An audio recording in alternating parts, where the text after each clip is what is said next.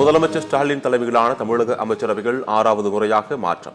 பொன்முடி, செந்தில் பாலாஜி ராஜினாமாவை ஏற்று அமைச்சரவை மாற்றத்திற்கு ஆளுநர் ஒப்புதல். தமிழக அமைச்சரவைகள் மீண்டும் இடம் பிடித்தார் மனோ தங்கராஜ். மீண்டும் பால்வளத்துறை ஒதுக்க வாய்ப்பு.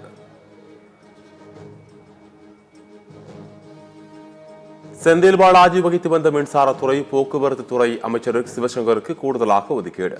மதுவிலக்கு மற்றும் ஆயத்தீர்வையை அமைச்சர் முத்துசாமி கூடுதலாக கவனிப்பார் என அறிவிப்பு. பொன்முடி வசம் இருந்த வனத்துறை மற்றும் காதித்துறை அமைச்சர் ராஜகண்ணப்பனுக்கு கூடுதலாக ஒதுக்கீடு.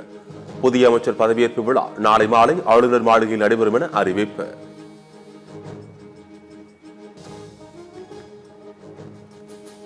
மயோனஸுக்கு தடை. பள்ளி கோடை விடுமுறையால் நாமக்கல் பணிகளில் 40 விழுக்காடு முட்டைகள் தேக்கம். கடுமையிலால் தினசரி சுமார் 50 லட்சம் முட்டைகள் உற்பத்தி சரிந்துள்ளதாக தகவல். இந்தியாவிற்கு முன்னோடியாக தமிழகத்தின் வளர்ச்சி விழுக்காடு 9.6 உள்ளது. கோவையில் சர்வதேச ஹாக்கி மைதானத்திற்கு அடிக்கல் நாட்டிய பின் துணை முதல்வர் உதயநிதி ஸ்டாலின் பேச்சு. கவனத்தில் கொண்டு நம்முடைய முதலமைச்சர்கள் திட்டங்களை செயல்படுத்துவதுதான் இன்றைக்கு இந்தியாவிலேயே 9.69% வளர்ச்சியோடு தமிழ்நாடு அனைத்து மாநிலங்களையும் விட முதல் இடத்துல இருக்கு.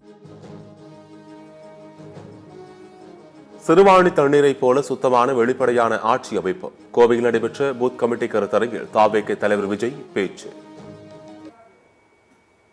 உங்க ஊரு சிறுவாணி தண்ணி மாதிரி அவ்வளவு சுத்தமான ஒரு ஆட்சியா இது அமையும்.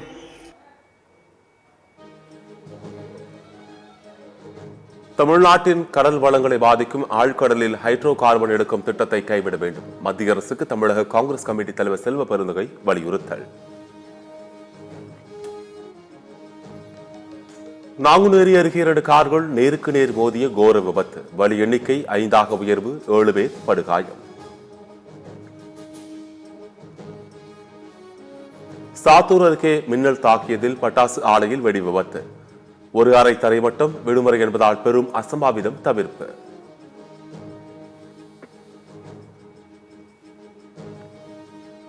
மத்திய பிரதேசத்தில் கட்டுப்பாட்டை இழந்து சுற்றுலா வேன் கிணற்றில் விழுந்த விபத்தில் 10 பேர் பலி.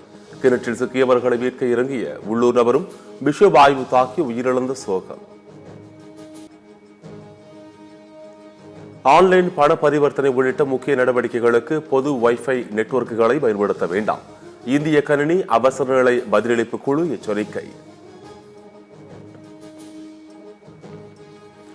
எம்சன் பீசன் ஜல்லி விலையை உயர்த்தப்பட்ட விலையில் இருந்து 1000 ரூபாய் குறைப்பு.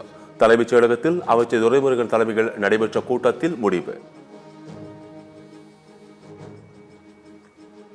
கடும் வெயில் காரணமாக புதுச்சேரியில் நாளை முதல் பள்ளிகளுக்கு விடுமுறை. ஜூன் 2ஆம் தேதி மீண்டும் பள்ளிகள் திறக்கப்படும் என புதுச்சேரி அரசு அறிவிப்பு.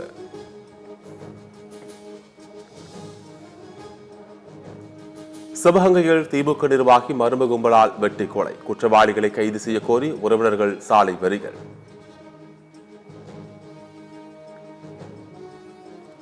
பாமக, பாஜக இடம்பெற்றுள்ள கூட்டணிகள் பிசிக இடம்பெறாது என திருமாவளவன் திட்டவட்டம். கூட்டணி தொடர்பான திருமாவளவனின் கருத்து தெளிவற்ற நிலையில் இருப்பதாக முன்னாள் அமைச்சர் ஜெயக்குமார் விமர்சனம்.